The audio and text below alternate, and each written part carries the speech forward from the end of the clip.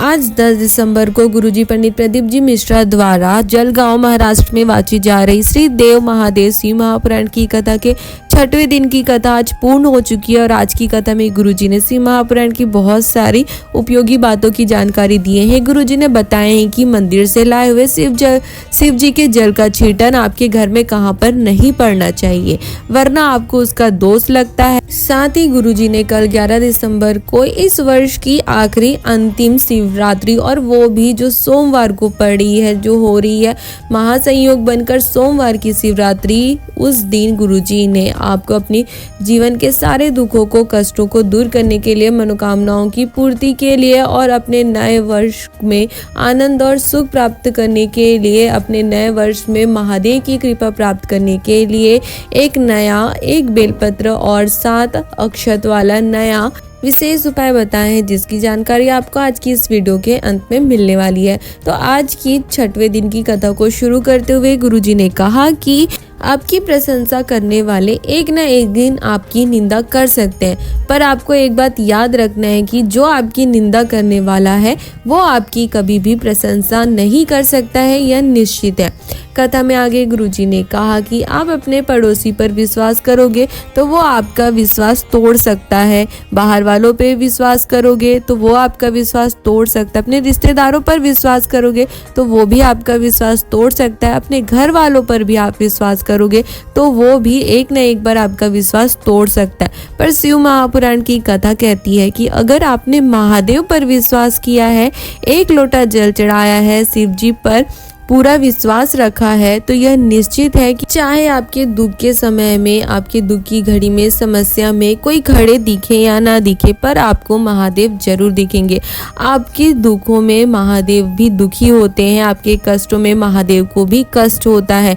इसलिए आपको अपने परिवार वालों पर, रिश्तेदारों पर तो विश्वास करना ही चाहिए, पर आपको महादेव को भी नहीं भूलना चाहिए। आपका सुख का समय हो या दुख की घड़ी हो, आपको हमेशा महादेव को याद करते रहना चाहिए। कथा में आगे गुरुजी ने कहा कि हम आपसे कहते हैं कि जब भी आप शिव जी के मंदिर जाकर शिव जी पर जल समर्पित करें तो आपको हमेशा अपने घर के जल का ही यूज करना चाहिए। साथ ही गुरुजी ने कहा कि जब आप मंदिर से आओ वापस, तो आपको आते समय खाली लोटा लेकर घर नहीं आना चाहिए। शिव जी पर चढ़े जल का भाग जब जलाधार से बहता हुआ जा रहा होता है तो उसका थोड़ा सा भाग आपको अपने कलश में लेकर घर लाना चाहिए और उसका छिड़काव अपने पूरे घर में करना चाहिए। अगर आप ऐसा करते हो, शिव जी पर चढ़ा जल घर लेकर आते हो और उसे अपने पूरे घर में छिड़कते हो, तो आपके घर में अगर कोई गलत रास्ते में जा रहा होता है तो महादेव उसे रोक देते हैं और उसे सही रास्ता दिखाते, सही मार्ग दिखाते।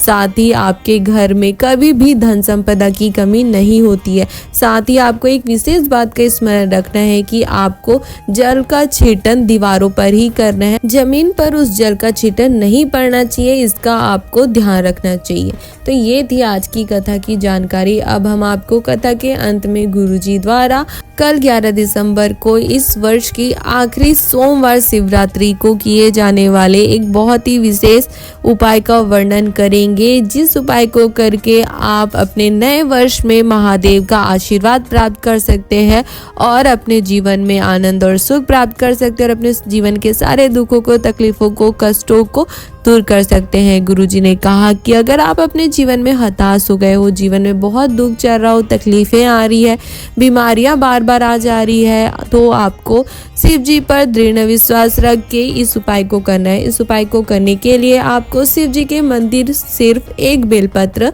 7 अक्षत के दाने, साबुत दाने होने चाहिए, टूटे फूटे नहीं होने चाहिए, आखा चावल और थोड़ा सा चंदन लेकर जाना है। आप लाल, पीला, सफ़ेद जो चंदन आपके पास हो वो आप प्रयोग कर सकते हैं।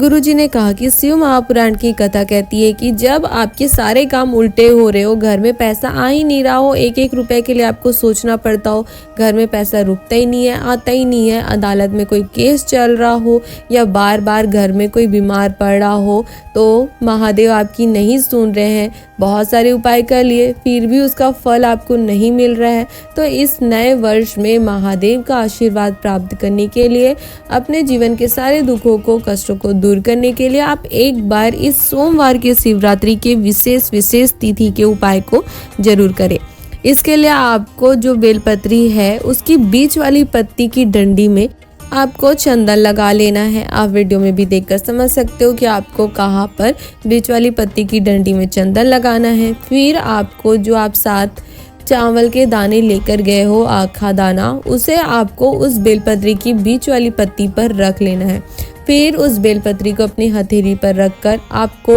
नंदीश्वर भगवान के सीधे पांव की ओर यानी दाएं पांव की ओर बैठकर आपको नंदीश्वर भगवान के सीधे कान यानी दाएं कान में आपको अपनी कामना को, दुखों को, कष्टों को महादेव से कहना है। अपने नए वर्ष के लिए महादेव की कृपा प्राप्त करने के लिए उनसे विनती करना है, निवेदन करना है। फिर आपको श्री शिवाय नमस्तुभ्यम बोलते हुए उस बेलपत्री को शिव जी के शिवलिंग के ऊपर समर्पित कर देना है। शिव जी के शिवलिंग के ऊपर बेलपत्री समर्पित करें तो बेलपत्री के डंडी वाले भाग का मुख जलाधारी की ओर होना चाहिए और बेलपत्री आपको उल्टा समर्पित करना है। तो जब आपके चावल गिर जाए तो उसमें कोई दिक्कत की बात नहीं है। वैसे तो आप इस उपाय को किसी भी दिशा में खड़े होकर बैठकर कर सकते हो, पर अगर आप दक्षिण में खड़े होकर उत्तर की ओर मुख करके इस उपाय को करते हो तो यह बहुत ही श्रेष्ठ है, क्योंकि शिव महापुराण की कथा में उत्तर दिशा का बहुत ही विशेष महत्व होता है। गुरुजी ने कहा है कि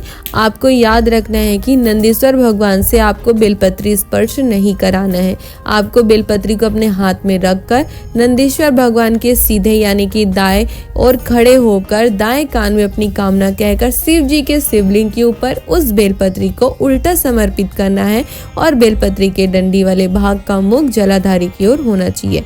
इस उपाय को आपको सिर्फ और सिर्फ सोमवार को करना है, यानी कि इस मार्गशीर्ष माह में पड़ रही सोमवार की मासिक शिवरात्रि को, शिव जी के इस विशेष तिथि को, इस वर्ष की आखिरी शिवरात्रि को आपको इस उपाय को करना है। इस वर्ष का आखिरी मासिक शिवरात्रि है और वो भी सोमवार को पड़ रहा है, तो आप इस उपाय को करने से बिल्कुल भी नहीं चूके। वर्ष के अंत में ही सही, पर इस बार महादेव आपकी जरूर सुनेंगे और आपके नए वर्ष में आपको महादेव की कृपा प्राप्त होगी, महादेव का आशीर्वाद प्राप्त होगा और आपके इस नए वर्ष में महादेव आपकी सारी मनोकामनाओं को पूरी करेंगे, दुखों को, कष्टों को दूर करेंगे और आपको आनंद और सुख प्रदान करेंगे।